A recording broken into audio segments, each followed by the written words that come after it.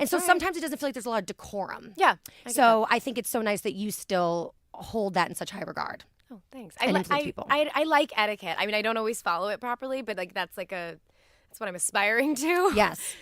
And it's very obvious in your book, for sure. Where does that come from? This like understanding of manners and an importance on etiquette. I think it's, for me, I'm a pretty socially awkward person. Like when I'm meeting people, I'm really like, I have like really bad social anxiety. It's really hard for me to meet new people. No way. So, yes. Okay, I'll believe you, but believe me. So for me, etiquette is such a great thing because it's sort of like a rule book. It's been done for you. It's kind of like, I'm like, I don't know how and it's like, oh, it's right here. Right. And it's like these rules that we all live by so that we all get along. Yeah. And I don't know. It just, for me, I like that. It's sort of like a cheat sheet. I never thought of it that way. I looked at it as rules, which rules make me very angry. Yeah. Well, and they change too. But the way you just conveyed that makes so much sense. Yeah, it's like a guideline. It's like a cliff note to life. Yeah, it just keeps us all happy. Asking somebody if they have children or if they're married. Yes. Yeah, why not? I think that, I don't know, that's sort of a sensitive subject. That's so true. I think that a lot of people, just because, I mean, like once you get married, people are like, when are you having babies? But I also have a lot of friends with fertility issues or, right. are still struggling with whether or not they want to have children. It's a really personal question. It's so true. As is marriage. I think people have a lot of opinions on it. And, I don't know. I think if you're just meeting someone for the first time, it's just a very personal question to start with. Mm-hmm. Again, it's something people usually offer. If someone has like a baby at home, in 5 minutes. Like they'll be like, my baby. Before you even meet them. Yeah, they're like pulling out photos, which is great. Like they made a person. It's cute. It's good. I think. Okay, so there's some host do's and don'ts. Cool. And then there's some party goer do's and don'ts. Okay. As a party goer, I'm looking at this going, uh-oh, I've done all these bad, naughty things. Okay? What'd you do? Okay, so let's talk about the RSVP. Okay. Like, how important is that really? What's really funny is it is important. If it's an event where there's like a place setting or they're counting on a head count. They're kind of they're buying a certain amount of something. Yes, a wedding. For sure. A lock. I mean, there's a seating chart. And if you mess with that, like that is the hardest part of planning a wedding. It's I don't so care true. what anyone says. So if you mess with the seating chart, they're like, I think an RSVP is important. But what's really funny is that, again, like nobody's perfect. You're going to make mistakes. Right. And I was in the middle of writing this book and my friend texted me and she was like, so you never RSVP'd for my wedding. Are you coming? And I was like, oh my God. It was like in a stack. I never sent it. And I was like, I'm literally writing a book on this, and I just did it. So I was like, I'm so sorry. She's like, no, I've been making phone calls all day. It's fine. I'm always on that phone call list. I mean, at this point, they just like, no. It's like, okay, Taylor's going to be coming, even though she didn't RSVP. But it's bad. It's so bad. Here's the trick. You're not allowed to open it unless you have, like, what a wedding invite looks like. Absolutely. It's like the, like, it looks like a college vintage acceptance. Stamps that they collected, and it's like the calligraphy on front. So if you're not allowed to open it unless you have time to reply. Good point. Okay, I like that. Yeah, That's it's the same thing with gifts. If, like, for me, if I get a gift, I'm not allowed to open the gift unless I write a thank you note immediately after. Oh my God, we still have to do those? I know. We do, right? We're supposed to. It's encouraged. Being the boss, I'm sure you're a role model to a lot of your interns and employees, but what is the hardest part of being a boss? When you got a boss. Yeah, right? When you got to, like, I think that, I really like working. I work in such a creative environment. Yeah. So, whether I'm at like Paper Crown offices or I work out of my home a lot with the girls that I do my website with, and it's really fun. Like, I'm so lucky to do what I do, but and every day is so different. So, we're putting together mood boards for the next collection, or we're looking at fabric swatches, or, we're at home, like baking pies and doing recipes and photographing it. And it's so much fun. And that's really what most of my life is about. But there are times when you have to step up and, have more serious conversations. I hate them. I hate it. It's like my least favorite part of my job, but you got to do it. When was like your last boss moment? When you were like, I got to be the boss. When it was a couple weeks ago, I had to have a serious conversation. Oh, God. And I bet you're more nervous than they even are. I hate it. I hate it. That's what they don't know, right? I'm like, oh, this is going to hurt. Speaking of role models, who were your role models going into, I'm going to say when you were in high school, because I feel like you really were very career focused, even at that young age. I was really looking at the women working around me. I was fortunate to have a lot of great role models. When I started filming, there was a couple of, one in particular, female producers that I just really looked up to. She worked really hard. She was amazing at her job. Everyone respected her. Mm-hmm. Even at the magazine, I had Lisa Love, who was just, she got it done. Like people loved her, but like they listened to her and they respected her and they were a little afraid of her. And that's a good thing. Of course, Right. yeah.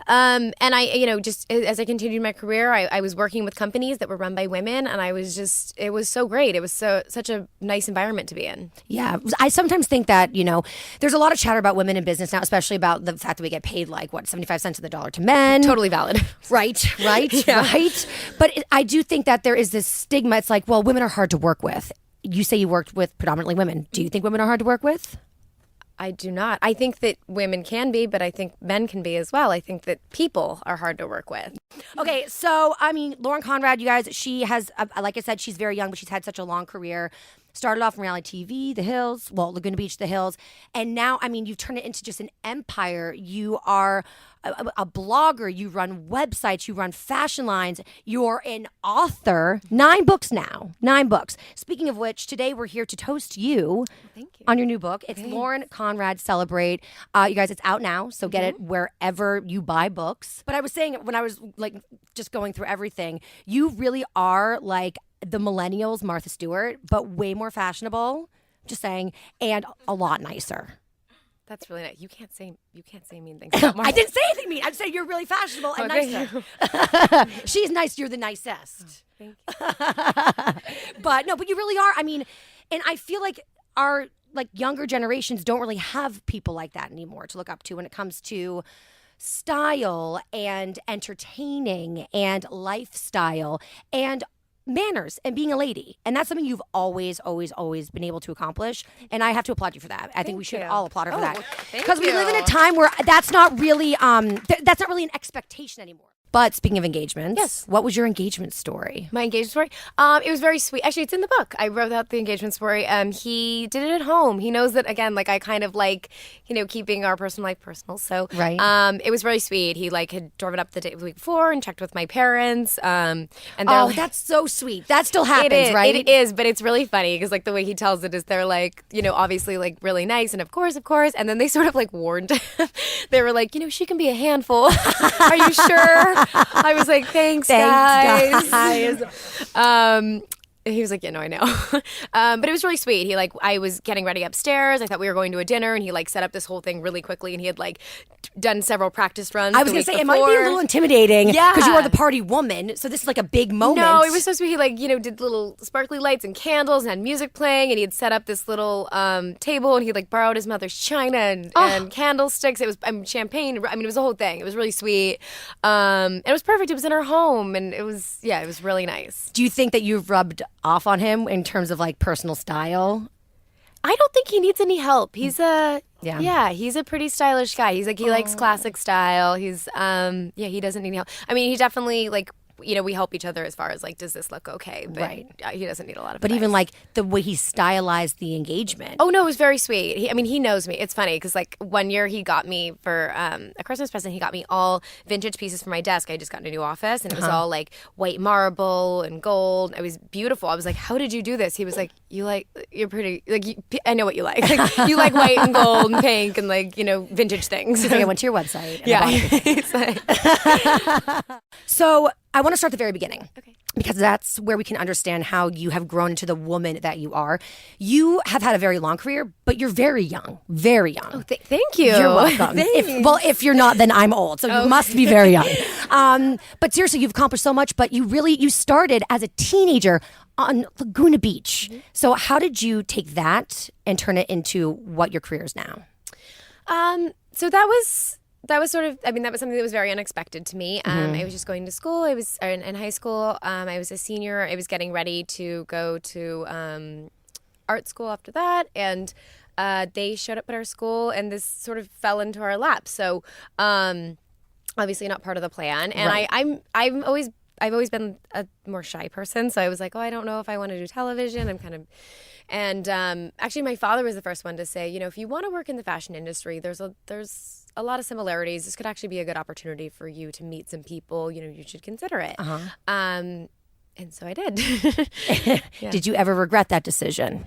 I'm sure in moments. Looking back now, it's so easy, once it's all over with, right. to be like, no, it was great. It was all worth it. It was so easy. It wasn't painful at all. Yeah. Right. I'm sure, when, things were more difficult and I was younger, I was definitely kind of wishing I didn't, but not now. Not now. Yeah. So If you could only wear one thing for the rest of your life, like item of clothing, okay, what would that item be? Like your go-to?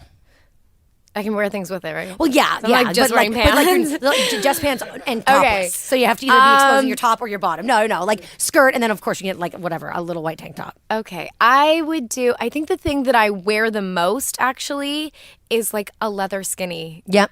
Yeah, I wear it out to dinner. I wear it during the day. If I'm dressed up, I definitely wear a lot of dresses or skirts. But for every day, I'm just like running around doing so much. I need like a more transitional outfit that I can, be in all day, but then, add something to and just hop out to dinner. Right. Yeah.